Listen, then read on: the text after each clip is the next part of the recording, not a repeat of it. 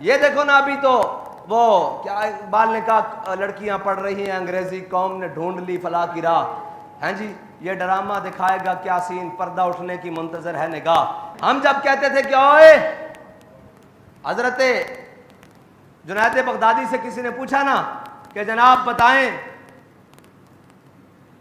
ایک عورت مرد سے تعلیم حاصل کر سکتی ہے، تو حضرت جنید بغدادی نے فرمایا بھئی پڑھنے والی رابعہ بصری ہو، پڑھانے والا بایزید بستامی ہو، جو کچھ پڑھا جا رہا ہو وہ کلام اللہ ہو، اور جہاں پڑھایا جا رہا ہو بیت اللہ ہو، تب بھی جائز نہیں ہے.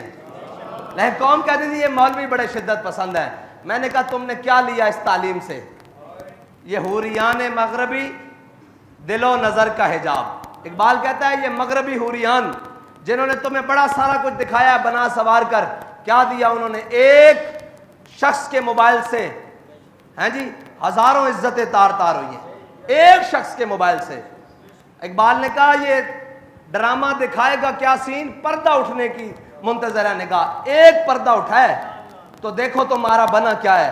اور جہاں عزت دے کر تعلیم حاصل کر لی ہو اس تعلیم سے تو بندہ بھوکا مر جائے، یہ بہتر نہیں ہے. جب ہم کہتے تھے کہ جناب نہیں اس طرح نہیں جائز، اس طرح نہیں ممکن، یہ حالات خراب ہو جائیں گے. قوم کے مولوی بڑی شدت پسند ہے جی، مولویوں کو جدت ہونی چاہیے. میں نے کہا جدت سے تم نے کیا لیا ہے؟ اب تو بغیرت بن کے جینے والی بات ہے. تم نے بتاؤ کوئی پوچھنے والا ان سے ہے کہ یہ بنا کیا ہے؟ اور اس میں تو بڑے بڑے پردہ نشینوں کے نام ہیں. پہلے دن نام آیا کہ بڑے بڑے وفاقی وزراء کے نام ہیں، لیکن نام دبا دیے گئے، کوئی نہیں پوچھنے والا. اس سے بھی بڑی بات ہو جائے گی کوئی پوچھنے والا نہیں ہے، اس لیے کہ ہم نے جو آنکھیں بند کر لی ہیں، ہم نے جو حضور کے دین کو، جب حیا کی بات ہو اور جی کون چل سکتا ہے اسلام پر؟ میں نے کہا تم اسلام پر نہیں چل سکتے، دو خراج اپنا، دو بے حیائی کا خراج دو نا. ایک شہر کی ایک یونیورسٹی سے یہ تعداد نکلی ہے، اور تم مجھے بتاؤ ہم جب پیٹ پیٹ کے مرتے ہیں نا کہ دین دین دین، ہمیں یہ سمجھ آ جاتی ہے کہ قوم بھی کوئی مستحق نہیں ہے دین کی، اور قوم کا بھی کوئی دل نہیں مانتا دین کے. اگر قوم کا دین دیکھنا ہو تو ان کی شادیوں میں چلے جاؤ. حضرت امام حسین کے کربلا کے اندر صرف آواز ہوئی اونچی رونے کی تو حضرت امام حسین نے آ کر کہا خیموں میں کہ خبردار اب آواز کسی کی اونچی ہو. اور کوئی آواز کسی بات پر اونچی نہیں ہوئی، علی اکبر کا لاشا دیکھ کر اونچی ہوئی تھی، علی اصغر کا لاشا دیکھ کر اونچی ہوئی تھی. ہاں یہ حسینیت ہے. کہا خبردار کسی کی آواز بھی بلند ہوئی، آواز بھی غیر محرموں تک نہیں جانی چاہیے. ہیں جی یہ ہے حسینیت. اور جب یہ بات کریں تو پھر کہیں گے جناب کون اسلام پر چل سکتا ہے؟ جی آپ کیسی باتیں کرتے ہیں، آپ کیا باتیں کرتے ہیں، آپ جناب کیسے، قوم کیسے چلے گی جناب اسلام پر جب عزتیں تو لٹوا رہی ہو تعلیم کے نام پر؟ اور کوئی تعلیم کے نام پر عزت لوٹ کے چلا جاتا ہے، کوئی بے نظیر کارڈ کے نام پر عزت لوٹ کے چلا جاتا ہے، کوئی جناب انکم سپورٹ کے نام پر عزت لوٹ کے چلا جاتا ہے، کوئی ہیلتھ کارڈ کے نام پر عزت لوٹ کر چلا جاتا ہے. یہ ہے وہ نظام، یہ ہے وہ جمہوریت، یہ ہے وہ جس کا راگ الاپتے ہوئے آج 76 سال گزر گئے ہیں. اب تو تعلیم کے لیے عزتیں نہیں بحال، بلکہ اس نظام میں تو پیسے دے کر عزتیں لٹوائی جا رہی ہیں.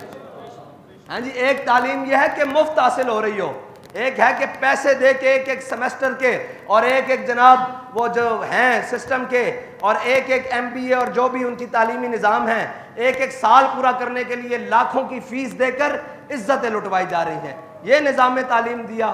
وہ تو لارڈ میکالے جب اس بر صغیر میں آیا تھا تو اس نے آ کر کہا تھا کہ میں واپس جا کر تقریر کی، اس نے کہا تم اس قوم کو شکست نہیں دے سکتے، اس نظام کو چھوڑ کر ہم نے یہ نظام اپنایا ہے. ہاں صاف سن گیا ہے قوم کو بھی، ہاں سب کو، اس لیے کہ حضور کے دین کو جو کمر کی ہے، قرآن کو پیچھے چھوڑ کر یہ تعلیم جدت کے نام پر آئی تھی تو پھر اس طرح ہی ہونا تھا نا. اگر قرآن کو پڑھا ہوتا تو پھر اس طرح تو نہیں ہو سکتا تھا نا. اگر قرآن کا نظام ہوتا، قرآن کی تعلیم ہوتی، پھر تو اس طرح نہیں ہو سکتا تھا نا. پھر تو حیا اور محبت کا درس ہونا تھا، پھر تو وفا و عشق کا درس ہونا تھا. لیکن یہاں تو عزت تاراج کر کے، سارا کچھ تاراج کر کے. اور میرے آقا مولا صلی اللہ علیہ وسلم قرون اولیٰ کا زمانہ ہے جہاں بابا جی احتیاط سے بات کرتے ہوئے کہتے تھے کہ جب مدینہ پاک میں زلزلہ آیا نا تو حضرت عمر نے اگلے دن تقریر کی، فرمایا ما ھذا ما حدثتم. اس کے بعد حضرت بابا جی فرمایا کرتے تھے کہ صحابہ کرام نے کیا کیا ہوگا؟ اتنا ہی کیا ہوگا نا کہ کوئی نماز بغیر مسواک کیے پڑھا دی جاتی ہوگی، پڑھا دی گئی ہوگی یا پڑھ لی گئی ہوگی. یہی ہوا ہوگا نا، اتنا پاک دور. لیکن میرے آقا مولا صلی اللہ تعالیٰ علیہ وسلم کی ظاہری حیات میں مسجد نبوی کے 2 دروازے تھے، ایک سے مرد داخل ہوتے تھے اور ایک سے عورتیں داخل ہوتی تھی. جب میرے آقا مولا صلی اللہ علیہ وسلم کے ظاہری حیات کے بعد جب مسجدوں میں عورتیں آنا بند ہو گئی تو حضرت عبداللہ بن عمر سے کسی نے کہا کہ آپ اس دروازے سے کیوں نہیں داخل ہوتے؟ کہا میرے آقا مولا صلی اللہ تعالیٰ علیہ وسلم نے منع فرمایا تھا. کہا اب عورتیں تو نہیں آتی؟ کہا حضور نے جو منع کر دیا تھا میں نے اس دروازے سے اندر نہیں جانا. یہ اس قرون اولا کی دور کی بات کر رہا ہوں. اس دور میں بھی حضور نے فرمایا تمہاری نماز تمہارے گھر کے پچھلے کمرے میں زیادہ قبولیت ہے. یار فرض نماز اگر عورت کی پچھلے کمرے میں زیادہ قبولیت ہے، اور مجھے یہ بتاؤ کہ یہ کون سی تعلیم ہے جو عزت کو تاراج کر کے حاصل کی جائے، جو عزت اور غیرت کی جنازے نکال کر دیے جائیں اور بس نبکی ہے اب ہر حال پر، اور پتہ نہیں کس دن قوم کی آنکھیں کھلیں گی. یہ بات آج کی ہے، کل چپ ہو جائیں گے، پرسوں پھر ایک نیا تماشا ہوگا، ترسوں پھر چپ کر دیا جائے گا. یہ جناب اسی طرح چلتے رہیں گے اور صرف اتنا خیال ہوگا کہ چلو جی کوئی بات نہیں، یہ کسی کی بیٹیاں نا ہماری نہیں. ہاں ہماری بیٹیوں کا درد تب ہوتا ہے جب دین کا درد اندر موجود ہو. ملت کا درد تب موجود ہوتا ہے جب دین کا درد اندر موجود ہو. جب یہ احساس ہی نہ ہو کہ تو اپنے کماؤ، اپنے کھاؤ، اپنی دولت کے پیچھے پڑے رہو، تو پھر یہ احساس تو ختم ہو جائے گا. یہ احساس تو پھر زندہ نہیں رہے گا کہ ہم نے کس طرح کیا کرنا ہے. اور تعلیم حضرت جناب امام علی مقام کی شہادت اور شہادت امام حسین اسی نظام کے خلاف ہے. یہ جو نظام آج پوری دنیا پر رائج ہے، استبداد کا نظام، جہل کا نظام، وہ اندھیرا ہی بھلا تھا کہ قدم راہ پر تھے، روشنی لائی ہے منزل سے بہت دور. یہ روشنی جس کے پیچھے ہم سب صبح شام بھاگ رہے ہیں، اس روشنی کا انجام یہ ہے کہ آج ہماری عزتیں بھی پامال ہیں. تعلیم کے نام پر، صحت کے نام پر اور جناب سارے نام پر. اللہ تعالیٰ ہمیں حضور کے دین کے ساتھ وفا کرنے کی توفیق دے اور سنت حسینی کو زندہ کرتے ہوئے دین کے ساتھ کھڑے ہونے کی توفیق دے. اور ہم تو بڑے بڑے دینداروں کی شادیوں میں بھی گئے ہیں، بڑے بڑے دینداروں کے پروگراموں میں بھی گئے ہیں، بڑے بڑے دینداروں کے ان معاملات میں بھی گئے ہیں. ہمیں تو دین کی دال بھی نظر نہیں آئی. یہ دین کا لبادہ اوڑھ کر اور جناب دین کی وہ ساری باتیں کر ہمیں تو ہم نے جب شادیاں دیکھی تو ہمارا سر شرم سے جھک گیا کہ یار یہ دیندار ہیں، یہ وہ لوگ ہیں جو کہتے ہیں آ کر جناب ہم دیندار ہیں اور ہمارے دین کے دعوے ہیں. دین اس طرح نہیں آئے گا. دین کو تو پہلے اپنی ذات سے لے کر آخر تک عمل کرنا پڑے گا. اور کیا کہتا ہے دین سوختر اندر طلب. اقبال کہتا ہے کہ دین کو پانا ہے تو حضرت جناب ابو بکر جیسی پہلے تڑپ پیدا کر، اور جناب فاروق اعظم جیسی غیرت پیدا کر، اور جناب عثمان غنی جیسی حیا پیدا کر، اور جناب مولا کائنات جیسی شجاعت پیدا کر. یہ ساری چیزوں سے دور دوڑ کر ہم کیسے جانیں گے کہ جناب دین آئے گا؟ ہمیں دین کے لیے سب سے پہلے خود ذاتی طور پر دین پر عمل کرنا پڑے گا، جھوٹ چھوڑنا پڑے گا، بے حیائی. حضرت شیخ نبھان آپ کی قبر پر جب عرب اسرائیل جنگ ہوئی نا تو بابا جی نے سنایا تھا بھی آپ کی قبر پر ایک مراقبہ کرنے گئے عالم، انہوں نے حضرت علامہ نبھان کی قبر پر مراقبہ کیا. انہوں نے کہا حضرت علامہ نبھان یہ حضرت جناب خالد بن ولید کی قبر پر مراقبہ کرنے گئے جب عرب اسرائیل جنگ ہوئی.